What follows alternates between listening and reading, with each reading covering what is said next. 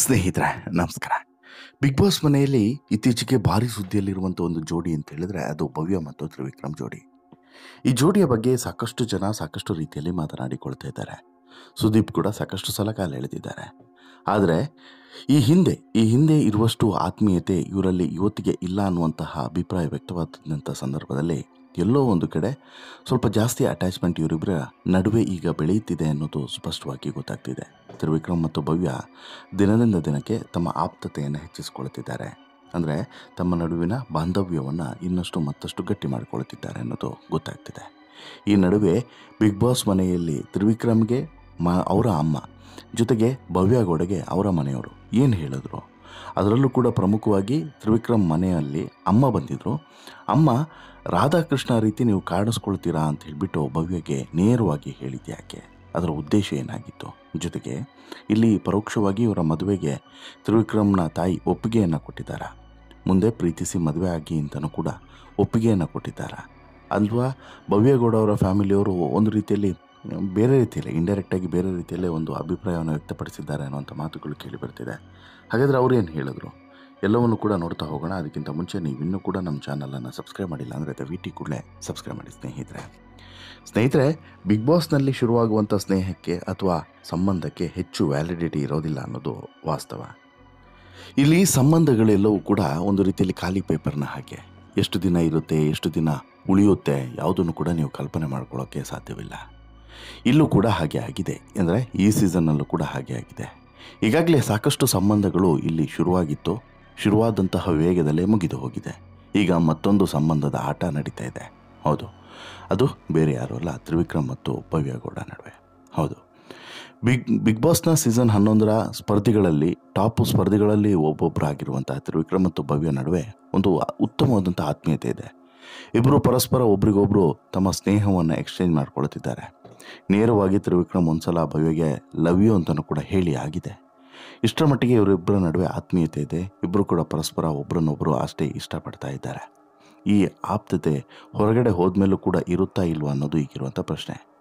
ಒಂದು ಕಡೆ ತ್ರಿವಿಕ್ರಮ್ ತುಂಬ ಮೆಚೂರ್ಡ್ ಆಗಿ ಕಾಣಿಸ್ಕೊಂಡ್ರೆ, ಮತ್ತೊಂದು ಕಡೆ ಭವ್ಯಗೌಡ ಸ್ವಲ್ಪ ಚೆಲ್ಲಾಗಿ ಚೈಲ್ಡ್ ಆಗಿ ವರ್ತಿಸ್ತಾ ತನ್ನ ಮುಗ್ಧತೆಯ ಮೂಲಕ ಬಿಗ್ ಬಾಸ್ ಮನೆಯ ಒಂದು ರೀತಿಯ ಜಿಂಕೆ ಅನ್ನೋ ರೀತಿಯಲ್ಲೇ, ಅಂದರೆ ಹೆಣ್ಣು ಜಿಂಕೆ ಅನ್ನೋ ರೀತಿಯಲ್ಲೇ ಹೆಸರನ್ನು ಪಡೆದಾಕೆ. ನಿಜವಾಗ್ಲೂ ಕೂಡ ಆಕೆ ಜಿಂಕೆಯೋ ಅಥವಾ ಪ್ರೀತಿಯನ್ನು ಕಾಪಾಡಿಕೊಳ್ಳುವಂಥ ಪಾರಿವಾಳವೋ ಗೊತ್ತಿಲ್ಲ. ಏನಾಗುತ್ತೆ ಮುಂದೆ ಅನ್ನೋದು ಕೂಡ ಕಲ್ಪನೆಯೂ ಕೂಡ ಇಲ್ಲ.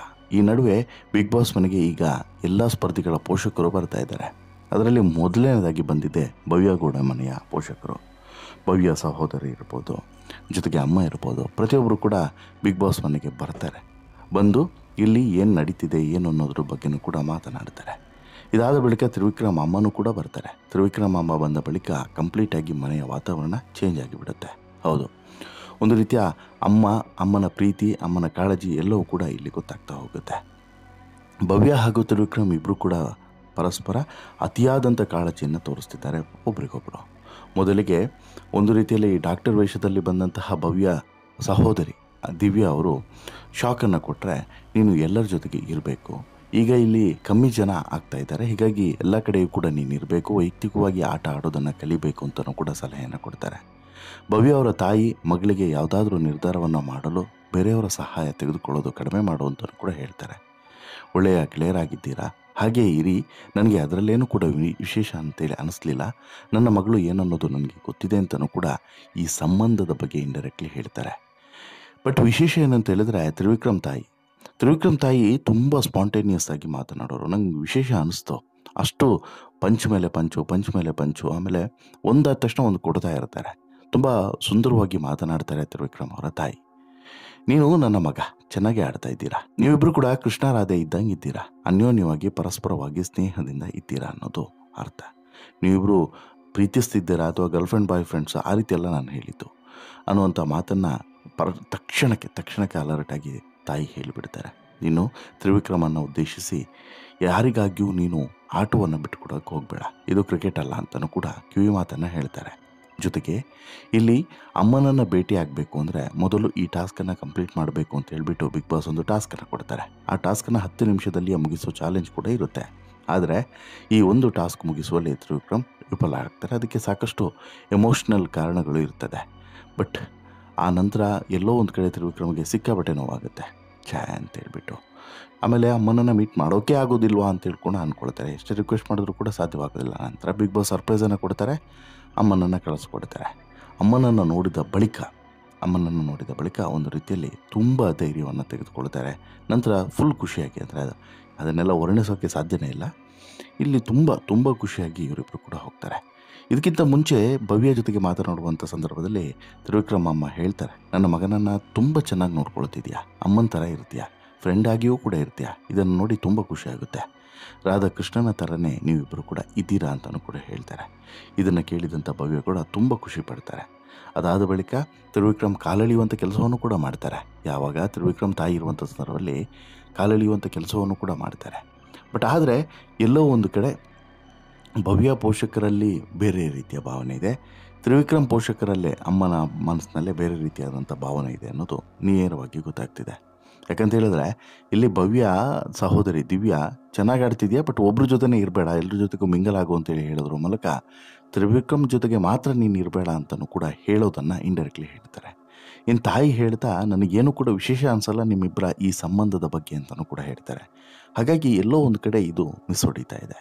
ತ್ರಿವಿಕ್ರಮ್ ತಾಯಿಗೆ ಮಾತ್ರ ಇವರಿಬ್ಬರು ಕೂಡ ಚೆನ್ನಾಗಿ ಆಡ್ತಾ ಇದ್ದಾರೆ, ತುಂಬ ಕ್ಲೋಸಲ್ಲಿದ್ದಾರೆ. ಮಗನಿಗೊಂದು ಮದುವೆ ಮಾಡಬೇಕು ಅನ್ನೋಂಥ ಆಸೆ ಪ್ರತಿಯೊಬ್ಬ ತಾಯಿಗಿರೋ ಹಾಗೆ ಇವರಿಗೂ ಕೂಡ ಇದೆ. ಹಾಗಾಗಿ ಮದುವೆ ಮಾಡಿಬಿಡೋಣ ಇವರಿಬ್ಬರು ಒಪ್ಪಿದ್ರೆ ಅನ್ನೋ ರೀತಿಯಲ್ಲಿ ಇದ್ದರೆ, ಬಟ್ ತ್ರಿವಿಕ್ರಮ್ ಫ್ಯಾಮಿಲಿಯ ರೀತಿಯೇ ಭವ್ಯ ಫ್ಯಾಮಿಲಿ ಯೋಚನೆ ಮಾಡ್ತಿಲ್ಲ ಅನ್ನೋದನ್ನು ಗೊತ್ತಾಗ್ತಿದೆ. ಇನ್ನು ಈ ಸಂದರ್ಭದಲ್ಲಿ ತ್ರಿವಿಕ್ರಮ್ ಒಂದಷ್ಟು ವಿಚಾರಗಳನ್ನು ಹೇಳುವಂಥ ಸಂದರ್ಭದಲ್ಲಿ ಭವ್ಯ ಮುದ್ದಾಗಿ ಕೆಲವೊಂದು ದೂರುಗಳನ್ನು, ಯಾರೋ ತ್ರಿವಿಕ್ರಮ್ ತಾಯಿಯ ಬಳಿ ಮಗನ ಬಗ್ಗೆ ಕೆಲವೊಂದಷ್ಟು ದೂರುಗಳನ್ನು ಹೇಳೋದು, ಇವೆಲ್ಲದೂ ಕೂಡ ತುಂಬ ಚೆನ್ನಾಗಿ ಮೂಡಿಬಂತು. ಇವರಿಬ್ಬರ ನಡುವೆ ಒಳ್ಳೆ ಬಾಂಡಿಂಗ್ ಇದೆ ಅನ್ನೋದು, ಅಂದರೆ ಯಾರು ತ್ರಿವಿಕ್ರಮ್ ಭವ್ಯ ನಡುವೆ ಯಾವ ರೀತಿ ಬಾಂಡಿಂಗ್ ಇದೆಯೋ ಅದೇ ರೀತಿ ಬಾಂಡಿಂಗ್ ನಾಳೆ ತ್ರಿವಿಕ್ರಮ್ ತಾಯಿ ಮತ್ತು ಭವ್ಯ ನಡುವೆಯೂ ಕೂಡ ಮೂಡಬಹುದು ಅನ್ನುವಂತಹ ಒಂದು ಸಂದೇಶ ರವಾನಿಸ್ತು. ಬಟ್ ಆದರೆ ಎರಡು ಮನೆಯಲ್ಲಿ ಒಪ್ತಾರ, ಅದು ಇವಾಗ ಇರುವಂತಹ ಪ್ರಶ್ನೆ. ಅದಷ್ಟು ಸುಲಭನೂ ಕೂಡ ಅಲ್ಲ. ಎರಡನೇದು, ಇದು ಹೊರಗಡೆ ಹೋದ್ಮೇಲೆ ಇದೇ ರೀತಿ ಇರುತ್ತೆ ಅಂತಲೂ ಕೂಡ ನೀವು ಕಲ್ಪನೆ ಮಾಡ್ಕೊಳ್ಬೇಡಿ. ಯಾಕಂತ ಹೇಳಿದ್ರೆ ಅದೆಷ್ಟೋ ಇಂತಹ ಸ್ನೇಹ, ಅದೆಷ್ಟೋ ಇಂತಹ ಸಂಬಂಧಗಳು ಎಲ್ಲವೂ ಕೂಡ ಬೆಳೆದು ಎಲ್ಲೆಲ್ಲೋ ಹೋಗಿದ್ದಾವೆ. ಪ್ರೀತಿ ಹೋಯಿತು, ಮದುವೆ ಆಯಿತು, ಮದುವೆ ಆದಮೇಲೂ ಕೂಡ ಡಿವೋರ್ಸ್ ಆಗಿದ್ದಾರೆ. ಬಿಗ್ ಬಾಸ್ ಮನೇಲಿ ಇದ್ದವರೇ ಡಿವೋರ್ಸ್ ಆಗಿದ್ದಾರೆ. ಹಾಗಾಗಿ ಈ ಸಂಬಂಧಗಳಿದಾವಲ್ಲ ಶಾಶ್ವತ ಅಲ್ಲ ಅನ್ನೋದು ಮತ್ತೆ ಸಾಬೀತಾಗ್ತಿದೆ. ಬಟ್ ಅದನ್ನು ಸುಳ್ಳು ಮಾಡ್ತಾರೆ ಇವರಿಬ್ಬರು, ಅದನ್ನು ಮಾತ್ರ ಭವಿಷ್ಯವೇ ಹೇಳಬೇಕು. ನಿಮಗೇನು ಅನಿಸುತ್ತೆ ಸ್ನೇಹಿತರೆ, ತ್ರಿವಿಕ್ರಮ್ ತಾಯಿಯ ಮಾತುಗಳನ್ನು, ಭವ್ಯ ಮನೆಯವರ ಮಾತುಗಳನ್ನು ಕೇಳಿದ ಬಳಿಕ ನಿಮಗೆ ಅನಿಸುತ್ತೆ? ದಯವಿಟ್ಟು ನಿಮ್ಮ ಅಭಿಪ್ರಾಯವನ್ನು ಕಮೆಂಟ್ ಮಾಡಿ ತಿಳಿಸಿ. ಜೊತೆಗೆ ಈ ಸ್ಟೋರಿ ಇಷ್ಟ ಆಯಿತು ಅಂತ ಹೇಳಿದರೆ ಲೈಕ್ ಮಾಡಿ, ಶೇರ್ ಮಾಡಿ, ಚಾನಲ್ಗೆ ಸಬ್ಸ್ಕ್ರೈಬ್ ಆಗೋದನ್ನು ಮರಿಬೇಡಿ. ಧನ್ಯವಾದ.